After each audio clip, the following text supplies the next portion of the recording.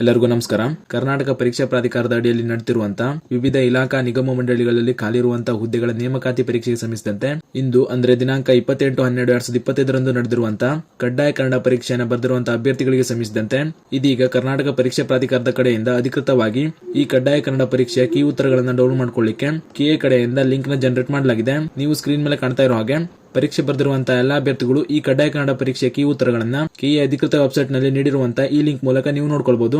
K A ಕಡೆಯಿಂದ ಈ link ನ ಈಗ ಕೇವಲ ಜನರೇಟ್ ಮಾಡಿದ್ದಾರೆ. ಕೆಎ ಕಡೆಯಿಂದ ಈ ಲಿಂಕ್ ನ ಇನ್ನೂ ಆಕ್ಟಿವ್ ಮಾಡಲಾಗಿಲ್ಲ. ಆದಷ್ಟು ಬೇಗ ಅಂದ್ರೆ ಕೆಲವು ಗಂಟೆಗಳಲ್ಲಿ ಅಥವಾ ನಾಳೆ ಒಳಗಾಗಿ ಈ ಲಿಂಕ್ ನ ಆಕ್ಟಿವ್ ಮಾಡಲಾಗ್ತದೆ.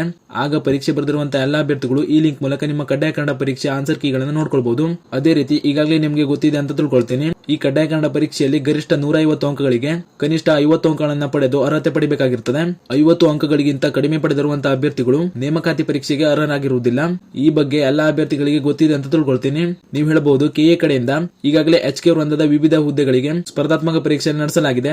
HK ವೃಂದದ ಹುದ್ದೆಗಳಿಗೆ ಪರೀಕ್ಷೆಯನ್ನು ಬರೆದಿರುವಂತಹ ಅಭ್ಯರ್ಥಿಗಳಲ್ಲಿ ಯಾವುದಾದ್ರೂ ಅಭ್ಯರ್ಥಿಯು ಈ ಕಡ್ಡಾಯ ಕನ್ನಡ ಪರೀಕ್ಷೆಯನ್ನು ಬರೆದು ಈ ಕಡ್ಡಾಯ ಕನ್ನಡ ಪರೀಕ್ಷೆಯಲ್ಲಿ ಅರ್ಹತೆಯನ್ನು ಪಡೆದೇ ಇದ್ರೆ ಅಂತ ಅಭ್ಯರ್ಥಿಗಳು ಸ್ಪರ್ಧಾತ್ಮಕ ಪರೀಕ್ಷೆಯನ್ನು ಬರೆದಿದ್ರು ಕೂಡ ಅವರನ್ನ ನೇಮಕಾತಿ ಆಯ್ಕೆ ಪ್ರಕ್ರಿಯೆಗೆ ಕನ್ಸಿಡರ್ ಮಾಡಲಾಗುವುದಿಲ್ಲ ಅನ್ನೋದ್ರ ಬಗ್ಗೆ ಗೊತ್ತಿರಬೇಕು. ಆದ್ದರಿಂದ ಕಡ್ಡಾಯ ಕನ್ನಡ ಪರೀಕ್ಷೆಯನ್ನು ಬರೆದಿರುವಂತಹ ಎಲ್ಲಾ ಅಭ್ಯರ್ಥಿಗಳು ನಿಮಗೆ ಕೀ ಆನ್ಸರ್ ಗಳನ್ನ ಬಿಟ್ಟ ಮೇಲೆ ನಿಮಗೆ ಕನಿಷ್ಠ 50 ಅಂಕಗಳು ಬಂದಿದೆಯಾ ಇಲ್ವಾ ಅಂತ ನೋಡ್ಕೊಳ್ಳಿ. ಜೊತೆಗೆ ಈ ಮಾಹಿತಿಯನ್ನ ಕಡ್ಡಾಯ ಕನ್ನಡ ಪರೀಕ್ಷೆಯನ್ನು ಬರೆದಿರುವಂತಹ ನಿಮ್ಮ ಸ್ನೇಹಿತರಿಗೂ ಶೇರ್ ಮಾಡಿ. ಹಾಗೂ ಇದೇ ರೀತಿ ಮುಂಬರುವಂತಹ ಮಾಹಿತಿಗಳಿಗಾಗಿ ಚಾನೆಲ್ ನ ಸಬ್ಸ್ಕ್ರೈಬ್ ಮಾಡಿ ಅಂತ ಹೇಳ್ತಾ ಈ ವಿಡಿಯೋ ಇಲ್ಲಿಗೆ ಮುಗಿಸ್ತಾ ಇದ್ದೀನಿ.